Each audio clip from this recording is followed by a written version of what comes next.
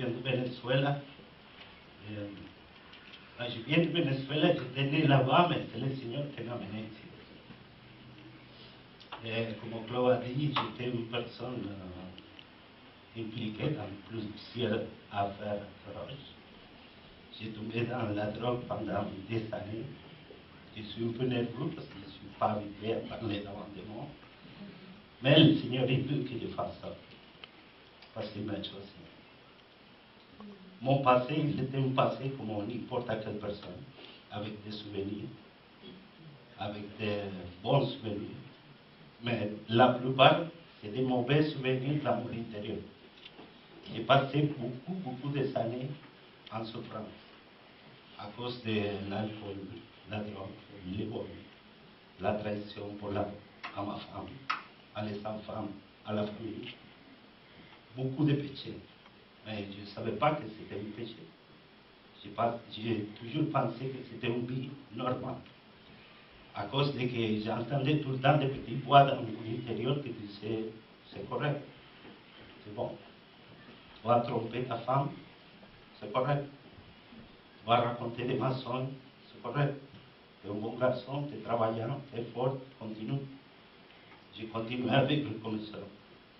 Mais plus que j'ai grandissé dans les problèmes dans ma vie, c'était pire. Et dans mon intérieur, je n'étais pas content. Il y avait quelque chose tout le temps dans mon intérieur qui disait, tu n'es pas content. Pourquoi tu es comme ça? J'ai essayé d'arrêter, de changer, mais je n'étais pas capable. Je ne savais pas quoi faire. Ça passait pendant des années, beaucoup de années, j'étais dans ça. J'avais tout le temps mon passé qui me rattrapait. J'ai quitté ma première femme pour une autre. Et j'avais tout le temps ce passé qui me rattrapait. Je me disais, tu ne peux pas rester avec une femme parce que tu as quitté l'autre. Tu es un bon pour rien. Ça, j'ai attendu ça. Là, j'ai quitté une autre pour une autre. Là, j'avais pris des pilules pendant des années. J'ai changé ça. J'ai laissé mon passé. J'ai tombé dans des nouvelles drogues. Mais j'ai continué dans le problème. J'ai continué. Chaque fois, ma vie était comme ça. Mais je voulais sortir, je ne savais pas quoi. J'avais la souffrance. Je savais que ma famille souffrait, mais je ne disais rien. Parfois, la famille connaît un problème, mais ils ne sont pas capables de confronter. Aujourd'hui, je suis capable de confronter à ma famille et de dire, t'es dans un péché, t'es dans un problème. Il faut que tout cela, la façon, c'est ça. Une façon qu'on connaît comme chrétien. C'est la seule façon. J'ai continué à vivre dans ça jusqu'à le moment qu'une personne qu'il m'aime beaucoup, il a prié pendant plus de 20 ans pour moi. Il m'a invité à dans une église. C'était ma mère.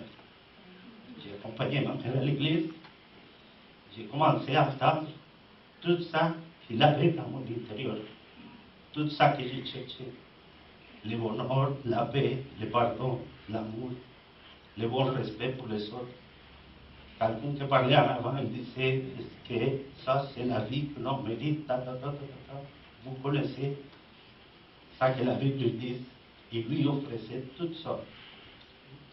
Là, à la fin de son sermon, il dit, viens vers moi en avant tout ça qui a besoin d'un changement dans la vie. J'ai dit, oh, j'avais cherché ça pendant longtemps, je m'en vais en avant. Quand je vais en avant, il fait une prière, ma vie, il est changé. Tout de suite, j'ai tombé sur un coup à terre. J'ai senti la paix, le pardon, l'amour. J'ai senti que j'étais dans une diamant. Je me promenais dans ça.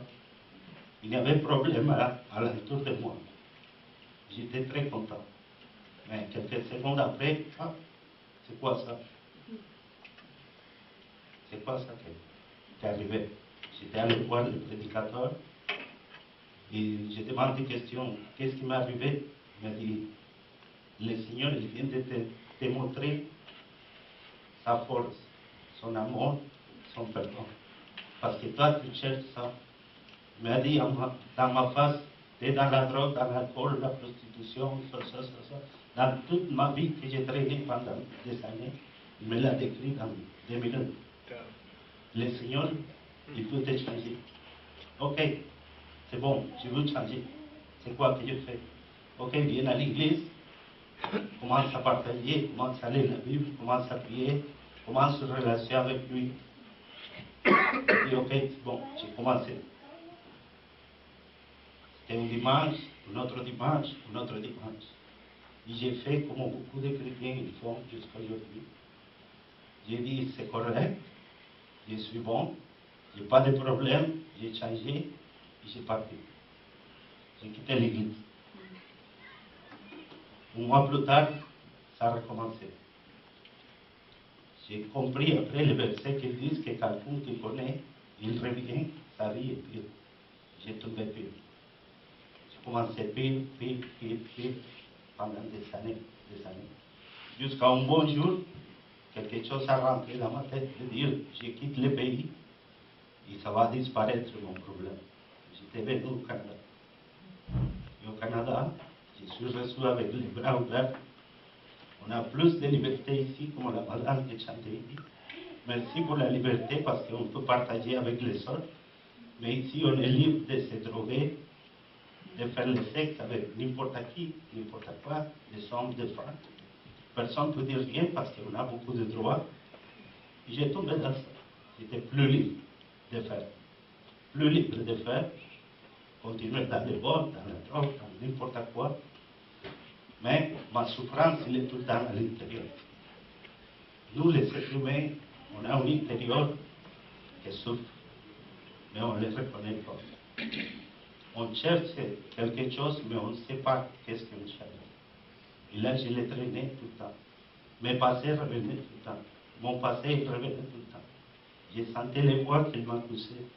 Mais c'était bon pour rien, tu as quitté le pays, tu fais la même chose, tu continues dans ça. J'ai descendu.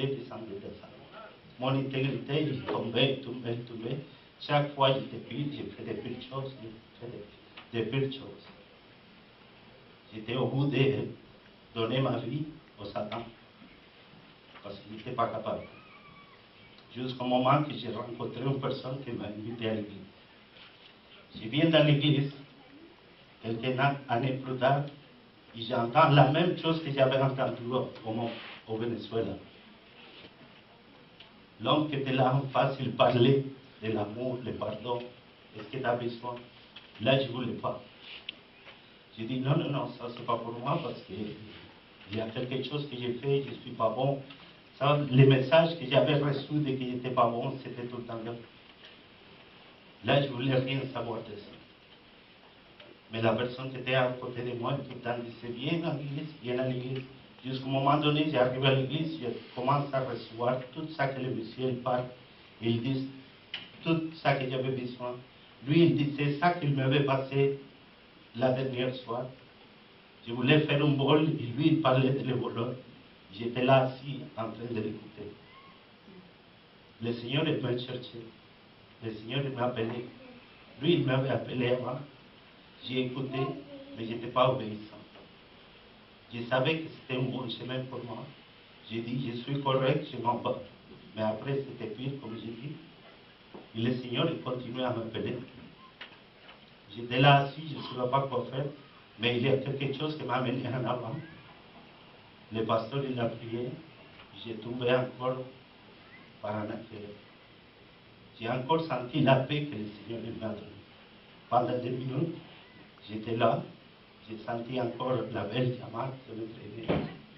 J'ai senti que c'était plus fort que n'importe quelle drogue que j'avais pris pour être calme, pour être fort, pour être sage. J'ai dit, je suis bien. Là, quand je me suis levé, je n'ai pas demandé de questions parce que je savais que c'était. Mais j'ai resté à un état de choc et je ne savais pas quoi faire. Parce que je disais, ça passait là-bas. Il y a une grande distance d'ici. Pourquoi il sait qu'est-ce que j'ai besoin? Qu'est-ce qui se passe? Je ne savais pas quoi faire, je ne savais pas quoi dire. La personne qui m'a invité à l'église, il m'a prévenu, il m'a amené à la maison parce que je n'étais pas capable de marcher. J'étais dans un état de choc. Je ne comprenais rien. La nuit est passée. dimanche, je retournais à l'église. J'étais assis dans une place là-bas. Le pasteur, il faisait son sermon. Il m'a dit, il a arrêté son sermon, il m'a dit, c'est quoi ton nom? Luis, écoute, le Seigneur il t'a amené de loin ici pour te donner une deuxième chance. Toi, si tu ne prends pas cette chance, il ne va rien faire pour toi. Mais il veut que tu changes. Mais il faut que tu décides. Il faut que tu prennes ta décision. Parce qu'il veut te changer. Toi, tu les cherches depuis longtemps. Ta paix, ton amour, ton bonheur. Mais tu ne prends pas la décision. C'est ton dernière chance. Là, j'ai resté là, choqué. Je ne savais pas quoi dire. À la fin, il a dit, venez en avant, tout ça en besoin de prière. J'ai passé en avant. Il a fait une prière pour moi. Je ne suis pas tombé, mais j'ai pleuré. J'ai pleuré pendant 45 minutes. Aujourd'hui, je veux pleurer. Parce que c'était bon. Jamais j'avais pleuré. Je suis latino. Les latinos, ils sont machos. Ils ne pleurent pas. Je n'avais pas pleuré. J'avais de la peine, mais je ne disais pas ça à personne. Il me manquait des choses, je ne parlais pas à personne. Ça restait là, moi. Ce jour-là, j'ai pleuré. J'ai pleuré avec des grosses larmes. J'ai pleuré avec la bouche soudée, avec la barbe. Oui, c'est drôle, mais j'ai pleuré pendant 45 minutes. Le Seigneur, il m'a vidé tout ça que j'avais accumulé dans des années, il me l'a vidé tranquillement. Lui, il m'a fait sortir tout mon... je voulais tuer une personne, je ne sais pas comment dire. J'avais la haine. J'avais la haine pour beaucoup de personnes. Le Seigneur, il l'a sorti. J'avais beaucoup de choses en contre de mon père. Le Seigneur, il l'a sorti. Le Seigneur l'avait sorti tout pendant 45 minutes. J'ai pleuré, jusqu'à un moment que j'ai commencé à rire. J'ai commencé à rire, je n'arrêtais pas de rire. Des années plus tard, j'ai compris le verset. Que lui, il avait transformé ma douleur en joie. Après ce jour, je ne peux pas quitter le chemin. Pas parce que le Seigneur il a fait ça. C'est juste parce que j'ai compris que c'est le vrai chemin. Que c'est le bon chemin. Que lui, à moi, il m'avait donné une deuxième chance. Peut-être qu'il m'avait donné 50 chances, mais je n'avais pas vu.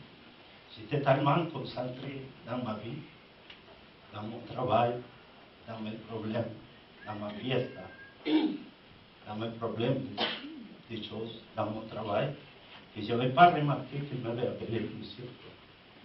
Mais lui, il m'aimait tellement. Il savait que je souffrais. Il savait qu'il y avait beaucoup de souffrance dans mon intérieur. Et lui, là, il a dit, ces gars-là, j'ai besoin ici au Québec. Même s'il parle mal le français, j'ai besoin qu'il raconte à les personnes qu'est-ce que j'ai fait. Lui, il peut faire n'importe quoi avec n'importe quelle personne. Dans mes années avec lui, dans mes années avec moi en relation avec lui, je ne suis pas capable de rien faire sans lui. Si je vais aller travailler, il faut que je parle à lui. Si je vais sortir en voyage, comme par ici, il faut que je parle à lui. Jusqu'à que lui me dise d'accord. Chaque chose que je dois faire, je les mets en la main de lui. Parce que lui, c'est lui qui a changé ma vie. C'est lui qui a géré ma vie depuis qu'il m'a donné le deuxième fortune. Aujourd'hui, je ne sais pas la vie des personnes ici, mais lui, il amène une chance. Lui, il amène une opportunité de changer. J'avais écouté pendant des années mes parents dire, fais pas ça, c'est pas bon. Va pas là-bas parce que c'est pas bon. Mais j'ai pas écouté. Ça, c'est des chances que le Seigneur les donne. Parce que les parents, on est là pour instruire les enfants, c'est ça qu'elle a parlé. Mais on continue, et on continue. On continue. Qu'est-ce que je fais? J'ai commencé à lire la parole, j'ai commencé à lire les catalogues, comme on dit là, les manuels. J'ai commencé à apprendre ma nouvelle vie. J'ai commencé à marcher de nouveau, j'ai commencé à parler de nouveau.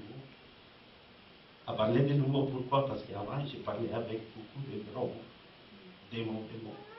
Le Seigneur, il a changé tout ça.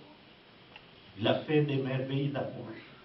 Ça fait à peu près 12 ans ou 13 que je suis dans une relation avec lui. C'est chaque année que je reçois des miracles, des transformations. Chaque seconde, je reçois quelque chose. Pendant que j'étais assis là-bas, comme au club, par rapport à l'échange, j'ai reçu quelque chose. J'ai réalisé encore une fois que le monde à l'extérieur, il est corrompu. Que le Seigneur, il est là, en train d'observer tout, en train d'observer chaque personne, chaque intérieur de chaque personne. Mais nous, on est tellement occupés dans notre problème, dans notre situation, qu'on commence à les laisser de côté. Et on commence à être distrait, et on commence à s'éloigner. Comme le chant disait, Satan, il est là. Le roi et le monde, il est là. Il ne faut pas laisser se prendre pour lui. Il ne faut pas laisser se prendre parce que ça fait de la peine. J'étais pris par lui pendant des années. Je n'étais pas pris comme ça. Lui, il m'avait attaché. Mais ça m'a donné juste des souffrances. Mais je suis le Seigneur, le Créateur de la vie. Il m'a fait vivre. Il me fait content. Il m'a fait comprendre que j'avais des ordres à 10 000 milles de mon pays. Je viens ici, je me sens comme à la maison. Ça, c'est une beauté. C'est de bonnes choses que lui peut faire. Ma souffrance, il a resté dans le passé. J'ai mon passé à moi, mais lui, il a pris ça, il l'a mis dans la main avec tous les péchés. Je suis une nouvelle personne. L'invitation est là pour tout le monde. Même si vous avez une relation avec lui, il faut s'efforcer pour le suivre. Je ne veux pas trop parler parce qu'on est limité dans le temps. Si vous voulez aider quelqu'un, je donne free, gratuit, mon témoignage dans le site web. Ça, c'est mon